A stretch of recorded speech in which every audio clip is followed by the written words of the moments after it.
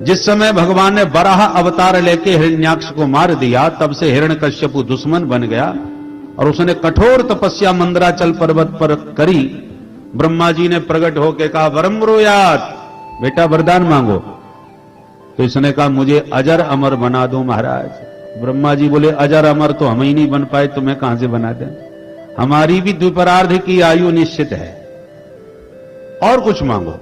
तब तो इस दैत्य ने अनेक वरदान मांग डाले, न भीतर मरू, न बाहर, न ऊपर, न नीचे, न दिन में, न रात में, न अस्त्र से, न शस्त्र से, न मनुष्य से, न जानवर से, आपकी बनाई हुई सृष्टि में किसी प्राणी से न मरूं, 12 महीने से किसी महीने में न मरूं।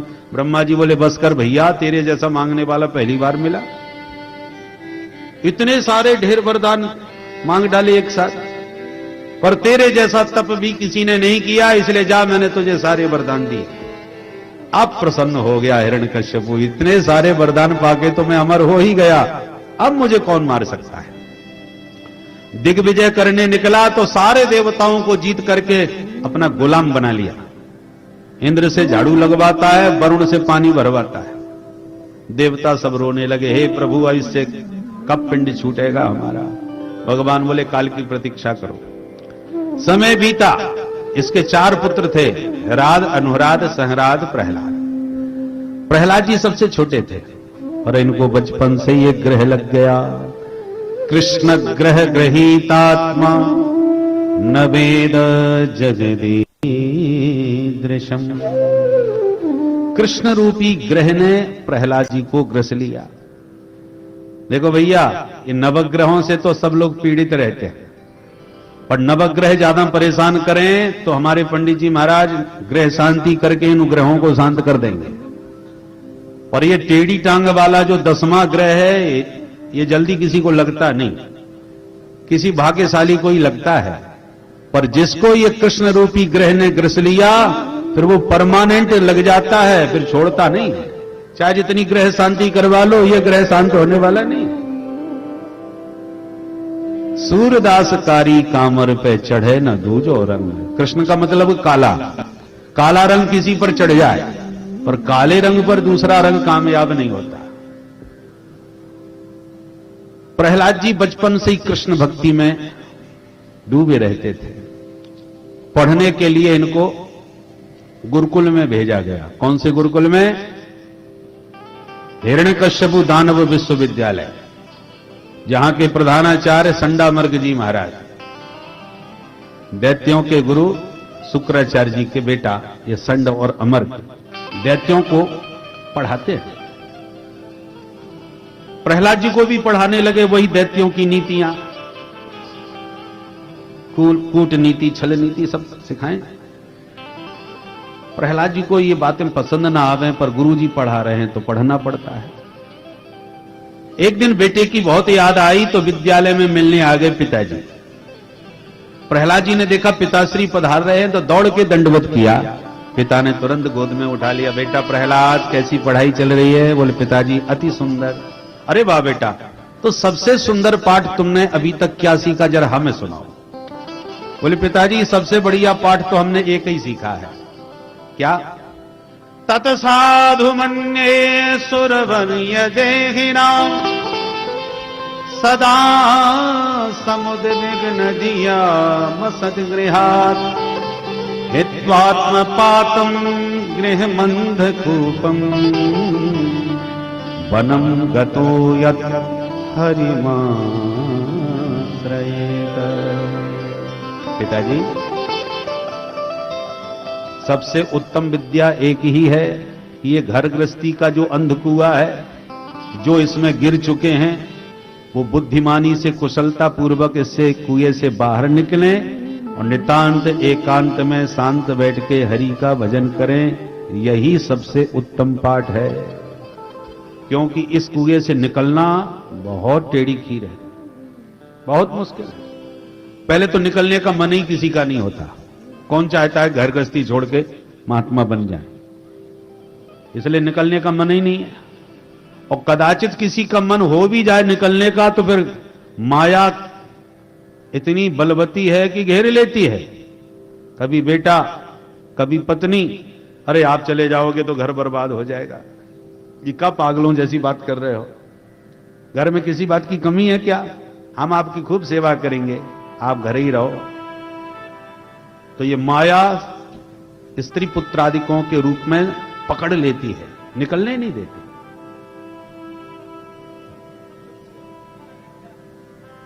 इसलिए बहुत मुश्किल है इस कुएं से निकलना। बुद्धिमान वही है जो बनम गतो यद हरिमाश्रयेत। ये शब्द सुनकर के तो हिरण्यकश्यपु का मूड खराब हो गया। ये प्रहलाद कैसी बकवास कर रहा है। क्रोध तो बड़ा भयंकर आया पुत्र पर मन को समझाया, बच्चा है मेरा, इसकी बच्चारे की क्या गलती? गलती तो उसकी है जो इसको पढ़ा रहे हैं, ये उल्टी सीधी बातें सिखा रहे हैं। इसलिए हिरण्यकश्यपु बोला, बेटा प्रहलाद जाओ, जरा अपने गुरुजी को हमारे पास भेजो, तुम अंदर जाओ। प्रहलाद जी भीतर जाके बोले, गुरुजी आपको हमारे पिताजी याद किए हैं, बाहर खड़े हैं। संडा मृग जी भाग के आए, अरे आइए आइए महाराज, आप कैसे अचानक पधारे? हिरण्यकश्यपु ने कहा, ये सब छोड़िए और पहले ये बोलिए, मेरे बच्चे को तुम इस विद्यालय में पढ़ा क्या रहे हो? संडा मृग जी बोले, हम तो वही पढ़ा रहे हैं सरकार जो आप बताते हैं। हमारा तो सरकारी विद्यालय है, सरकार की कृपा से चल रहा है, सरकार जो कहते हैं हम तो वही पढ़ाते हैं। आपने कहा गामा ने गणेश पढ़ाना बंद करो, सांप्रदायिकता फैलने का डर है। हमने गणेश जी तुरंत हटा दिए और गामा ने गधा पढ़ाना चालू कर दिया। तो हमारा तो सरकारी विद्यालय है, सरकार की आज्ञा से ही चलता है सरकार। बोले झूठ बोलते हो हमसे। मेरा बेटा अभी मेरी गोद में कह के गया है कि वन में जाके हरि का भजन करो, यही विद्या का जार है। यही बकवास सिखा रहे हैं आप लोग विद्यालय में, शिक्षा का भगवाकरण कर रहे हैं पूरा। बोलो जय सिया राम। जय सिया राम। बहुत डांट लगाई। गुरुजी घबराए, हाथ जोड़ के बोले, सरकार चाहे जिसकी सौगंध खवा लो हमसे, हमने तो अपने विद्यालय में ये बात आज तक किसी को नहीं सिखाई। आपका बेटा कहां से सीख गया, कैसे सीख गया, हमें नहीं मालूम। हमें तो ऐसा लगता है विपक्ष की चाल है महाराज।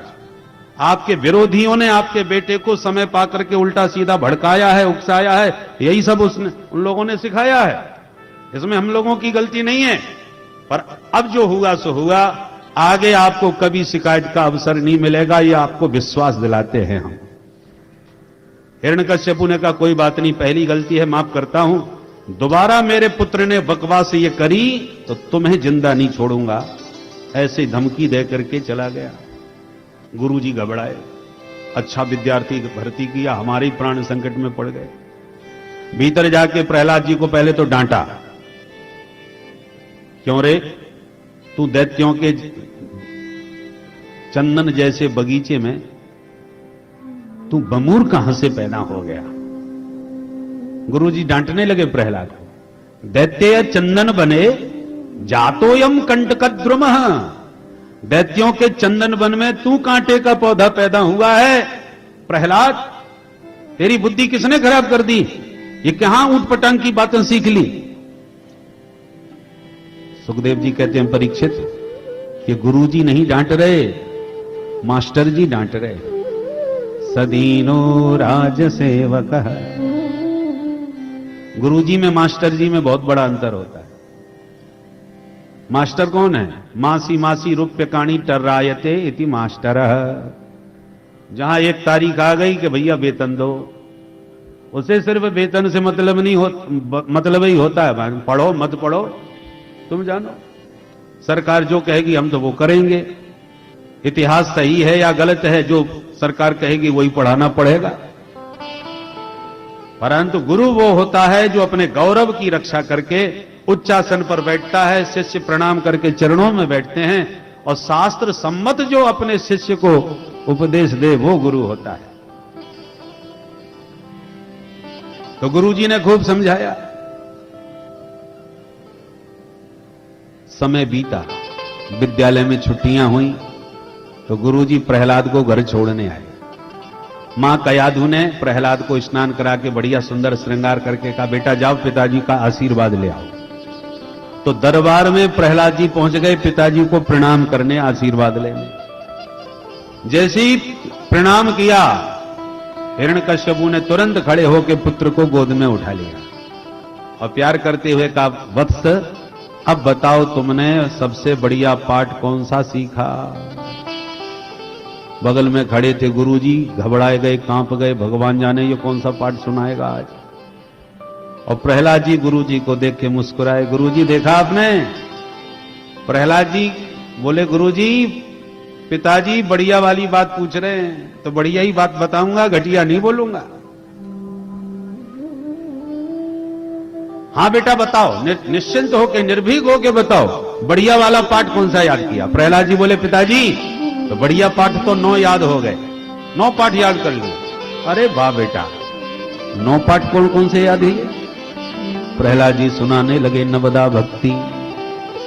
श्रवणम कीर्तनम विष्णु स्मरणम पाद सेवनम अर्चनम वंदनम दास्यम सख्यमात्म निवेदनम। जो नवदा भक्ति का व्याख्यान विस्तार से प्रहलाद जी ने किया कि क्रोध में पागल हो गया हिरण्यकश्यपु। सुनते सुनते उठा के प्रहलाद को गोद में से नीचे पटक दिया और तलवार निकाल के पहले गुरुजी की गर्दन पर धर दिया। दुष्ट ब्राह्मणों, तुमने मेरे बेटे को बर्बाद कर दिया। पहले इसने एक बात बोली थी, आज 9 पाठ याद करके सुना रहा है। इसका मतलब इस पर पूरा पूरा षड्यंत्र तुम्हारा है। गुरुजी थर-थर कांपे। सरकार हमसे गंगा जल उठवा लो, जिसकी चाहे हमसे सौगंध खवा लो। हम दावे के साथ कहते हैं आपके बेटे को ना हमने पढ़ाया और ना ही किसी और ने पढ़ाया, तुम्हारा बेटा ही पढ़ा पढ़ाया आया है।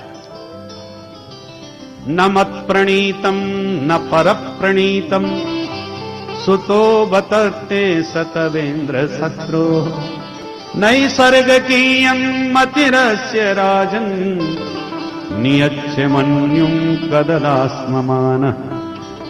नैसर्ग कीयं मति, विधाता ने इस बच्चे की बुद्धि ऐसी ही बनाई है तो हम क्या कर सकते हैं महाराज। आप क्रोध शांत कीजिए, विवेक से विचार कीजिए। अब हिरण्यकश्यपु चक्कर में पड़ गया, गुरुजी पढ़ाते नहीं तो ये पढ़ कहां से जाता है, इसी से पूछना चाहिए। प्रहलाद तू मुझे बता, ये सब बातें तुझे कौन सिखा रहा है? प्रहलाद जी ने मुस्कुरा के जवाब दिया, सो जा नहीं जही देहु जनाई, सो जा नहीं जही देहु जनाई, जानत तुम ही होई जाए, जानत तुम ही होई जाए। मूकं करोति वाचालं पंगुं लंघयते गिरिं यत्कृपातमहं वन्दे परमानंद माधवं। सो जा नहीं जही देहु जनाई, सो जा नहीं जही देहु जही देहु जनाई, जही देहु जनाई।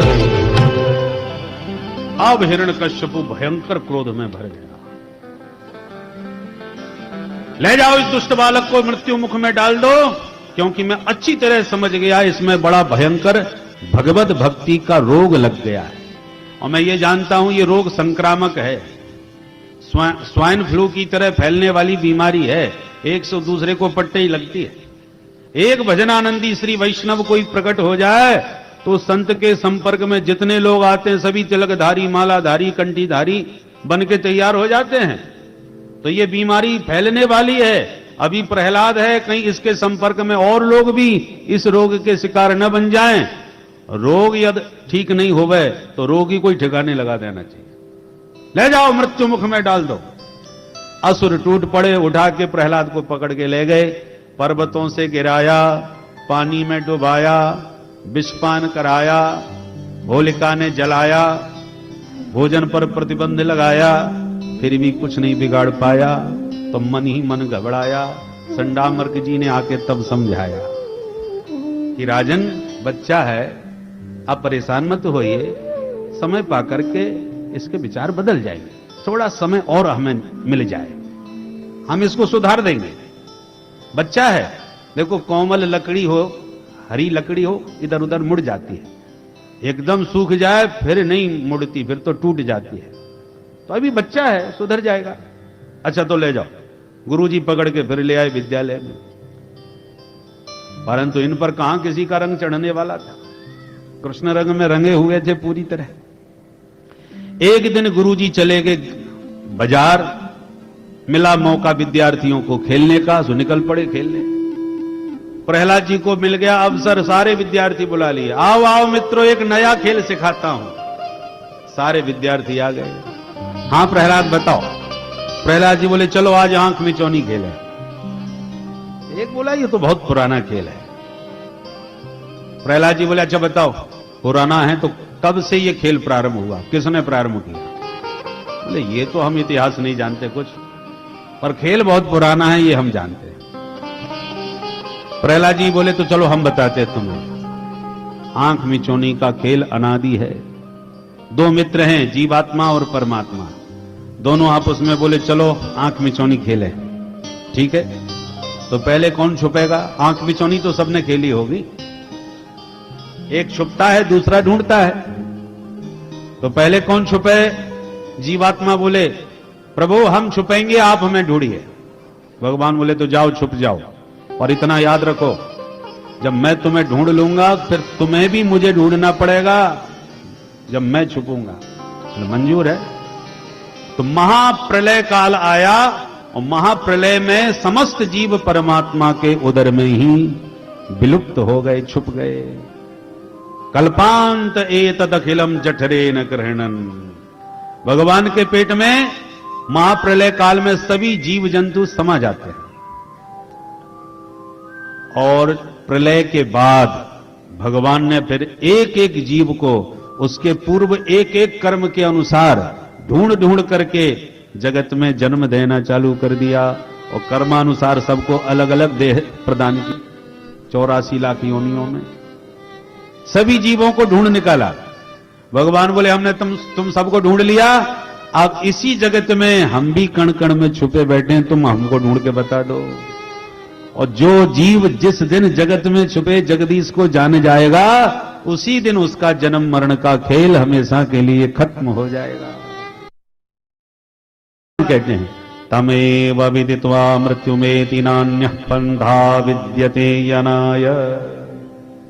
उस परम तत्व को जाने बिना जन्म मरण की पीड़ा से बचने का कोई दूसरा रास्ता है ही नहीं। इसलिए मित्रों उसको ढूंढना ही जीवन का परम लक्ष्य है।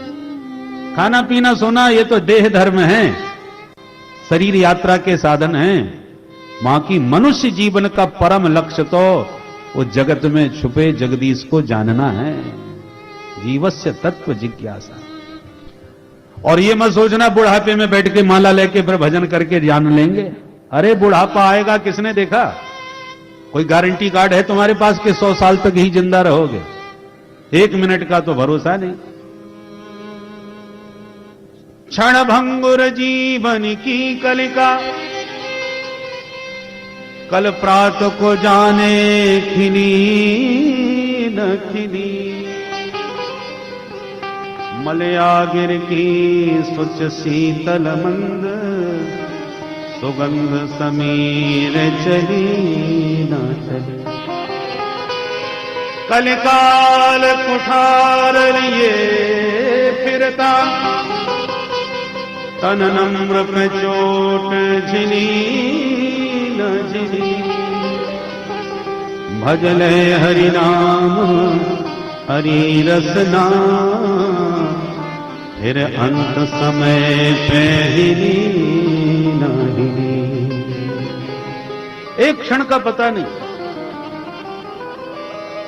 इसलिए बुद्धिमान वही है जो कुमारावस्था से ही भगवत भजन में लग जाए।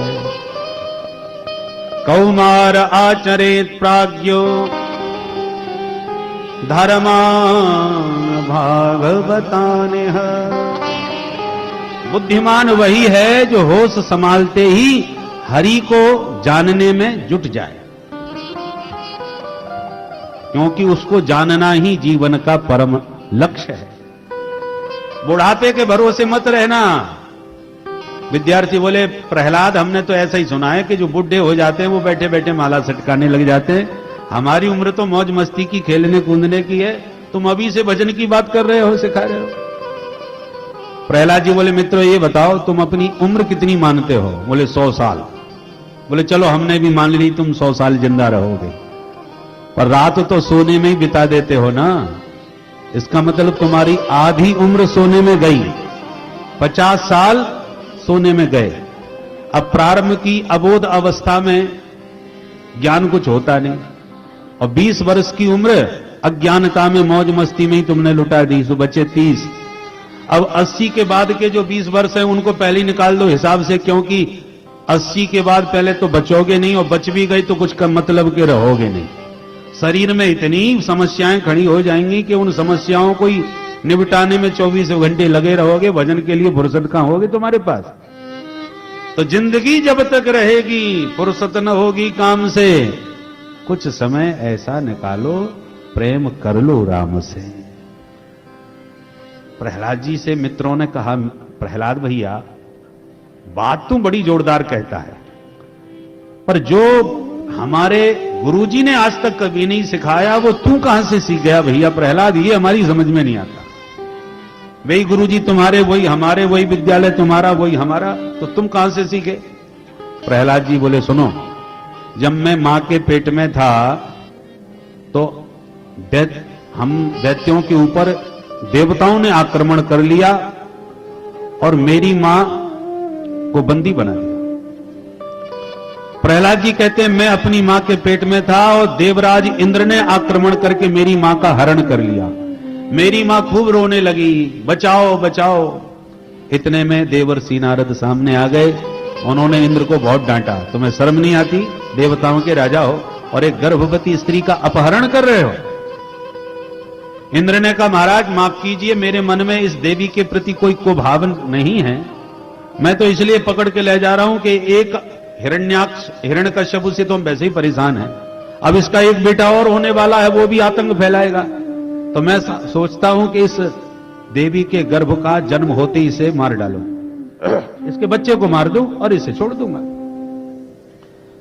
नारद जी बोले ये तुम्हारा बहुत बड़ा भ्रम है देवराज इंद्र, क्योंकि मैं दिव्य दृष्टि से देख रहा हूं इस देवी के गर्भ में कोई परम भागवत परम वैष्णव बैठा हुआ है। तुम तो क्या, इसका कोई कुछ नहीं बिगाड़ सकता। सोई इंद्र मेरी मां को प्रणाम करके चला गया। प्रहलाद जी कहते मित्रों, मेरी मां ने नारद जी के चरण पकड़ लिए। नारद जी ने एक आश्रम में मेरी मां को आश्रय दिया और बहुत बढ़िया उपदेश देते रहे और कहा देवी जब तक तुम्हारे पति तपस्या करके नहीं लौटते तब तक तुम आश्रम में पूर्णतः सुरक्षित हो, किसी से डरने की आवश्यकता नहीं। प्रहलाद जी कहते हैं नारद जी मेरे मां को उपदेश देते रहे और मां के पेट में बैठा बैठा मैं भी सुनता रहा, इसलिए मेरे असली गुरु देवर्षि नारद हैं। विद्यार्थी बोले गजब कर दिया प्रहलाद, तूने मां के पेट में ही सारी विद्याओं का अध्ययन कर लिया। हमारे गुरुजी भी ठीक ही कहा करते थे ये पढ़ा पढ़ाया पैदा हुआ है। बारे प्रहलाद तू मैया के पेट में ही पढ़ लिख के आ गया। प्रहलाद जी बोले इसलिए तो कहता हूं ये मेरी मनमुखी विद्या नहीं है, गुरु परंपरा से प्राप्त ज्ञान है मेरा। जो ज्ञान जितना परंपरा प्राचीन परंपरा से प्राप्त होगा वह उतना ही सुव्यवस्थित सुरक्षित और प्रामाणिक होगा। इसलिए हमारे यहां परंपराओं का बड़ा आदर होता है। मनमुखी ज्ञान मनमुखी बातों का कोई महत्व नहीं होता हमारे यहां। तस्मात् शास्त्रम प्रमाणम, शास्त्र की बात का प्रमाण होना चाहिए, शास्त्र सम्मत चर्चा होनी चाहिए। विद्यार्थी बोले प्रहलाद तेरी बातें तो बड़ी प्यारी लगती हैं, मन तो हमारा होता है कि तेरे साथ खूब मस्ती में नाचें कीर्तन गावें, पर तेरे पिताजी की खतरनाक सूरत याद आती हमारी हिम्मत टूट जाती है। प्रहलाद जी बोले मेरे पिता से तो डर लगता है और उस परम पिता जगत पिता से नहीं डरते। अरे मित्रों वो जगत पिता सिर्फ मेरा पिता नहीं, समस्त जीवों का वह परम पिता है, हम सबका स्वामी है। देवा सुरो मनुष्यो वा यक्षो गंधर्व एव वा भजन मुकुंद चरणम स्वस्तिमान स्याद यथा वयम। जो भी उसका भजन करता है वो उन्हीं पर कृपा करते हैं, चाहे वो दैत्य हो, दानव हो, राक्षस हो, कोई भी हो। भगवान तो सबके हैं और सब भगवान के हैं। फिर भी तुम्हें डर लगता है मेरे पिता से, तो मैं तुम्हें वचन विश्वास दिलाता हूं, जो भी कुछ गड़बड़ होगी उसकी जिम्मेवारी मैं लूंगा। तुम एक बार मेरे साथ मेरे प्रभु का नाम कीर्तन गा के देखो, कितना आनंद आता है। विद्यार्थी आपस में बोले, अब जो होगा सो देखा जाएगा, प्रहलाद हम तेरे साथ। आज गुरुजी भी विद्यालय में नहीं है, मौका बहुत बढ़िया है, चलो कीर्तन करते हैं। अब प्रहलाद जी के मित्र जितने बैठे हैं वो तो ताली बजा के मस्ती के साथ मेरे साथ गाएं, और हिरण्यकश्यपु का कोई मित्र बैठा हो तो हम जो उससे जबरदस्ती क्यों गमाए, उसकी मर्जी हो, गाए न गाए। और प्रहलाद जी के मित्र तो सब ताली बजा के मस्ती में गा उठे।